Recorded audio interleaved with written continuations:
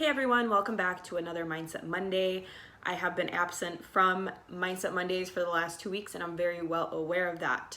The reason being is because 2 weeks ago I was just moving into my first ever, my own studio apartment, which I'm very happy about. And the second week I was a little bit down, and the reason being is because of a thing that happened that completely threw me off and disappointed me, and I was processing a lot of things. On top of that, I've been dealing with client things and helping my clients, shed the body fat and motivate them from home. I know that many of you guys are being quarantined right now. If you're watching this in the future, we had to stay home because of the coronavirus. So in today's video, I wanted to go over how to deal with disappointment. And this is something that I have faced recently, and I wanted to talk about it and share with you all my story and how I dealt with the disappointment that I faced and what the disappointment was to begin with.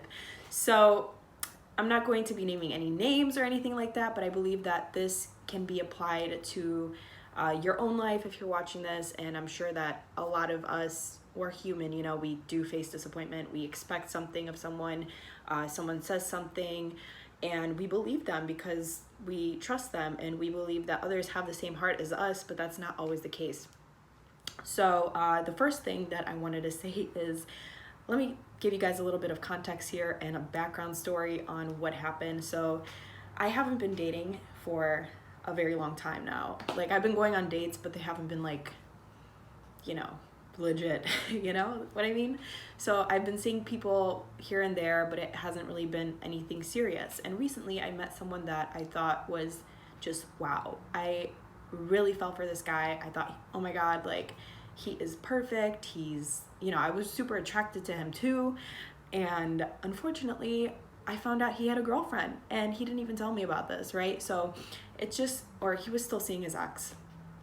And it just bummed me out, and I was completely devastated, disappointed, and this is why I'm making this video. I'm like, wow, I need to share this story and the lessons that I've taken away from this, and how I coped with it, right? So in the past, I used to get stuck on things like this for a very long time, like weeks, months, and then, a year goes by and you're like, oh my God, why am I still stuck on that thing that happened back then, right? So the way that I have processed it and got over it so quickly is, number one, I just want you to know that it will be hard, but try not to think and focus on what happened for too long. When you focus on something, your energy goes to it and you're giving your power away. So in order to take that power back, focus inward, focus on something that you love doing. Maybe it's art, music is so healing to me. Give yourself time to ponder on it. Like, obviously you want to process your feelings. I always like asking myself, like, what is this here to teach me? You know what I mean? And write out what happened and how it made you feel. Just write out your feelings. Sometimes it just takes taking it out on paper to feel okay and at ease about what happened. Obviously it's not okay. What happened was not okay on my end, but I am honestly so glad that it happened because I learned so much from it. You need to do background checks, ladies. But no, in all seriousness, make sure that you sit with yourself, sit with your thoughts, write them out, see what's coming up, and go from there. And it's not going to be easy. Let me tell you that. It's not easy. Whenever we get disappointed, we have had, this happens when we have expectations of people and they disappoint us. So that's the first thing. So after I did my journaling and all of those things, I went to focus on self-growth and self-development. Right now I'm taking a course that is teaching me on how to run a business online. It also is teaching me how to think like an entrepreneur and someone who is making a good living for themselves. And the reason why I'm doing this is to take my focus again off of what happened. It's not really to distract myself, but something that is going to help me develop and grow. In the past, what I would do is literally curl up under my duvet cover and cry. And obviously you need to cry it out. You need to do whatever you need to do. Give yourself an hour, give yourself 5 minutes, I don't know, but just do whatever you need to do to get it out of your system.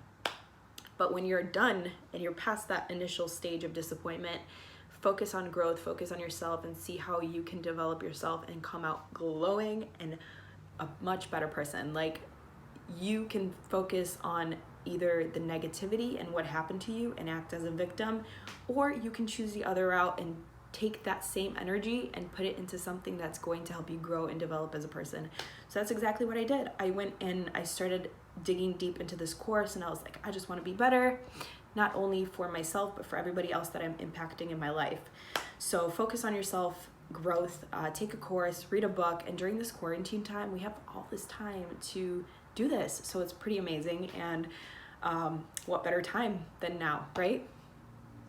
The third thing that I started doing after studying and everything like that, I also noticed that my activity levels declined drastically last week. And, you know, after being disappointed, you don't want to move, you just want to eat, you don't want to do anything for yourself. So one thing that I would suggest is go on Instagram, go on Facebook, YouTube somebody that literally inspires the hell out of you when you watch them, and watch them, right? Like I went and watched Massey Arias, who I have been aspiring to since I started my fitness journey. And I love this girl, well, this woman. She is absolutely incredible. And because of her, I started my fitness journey.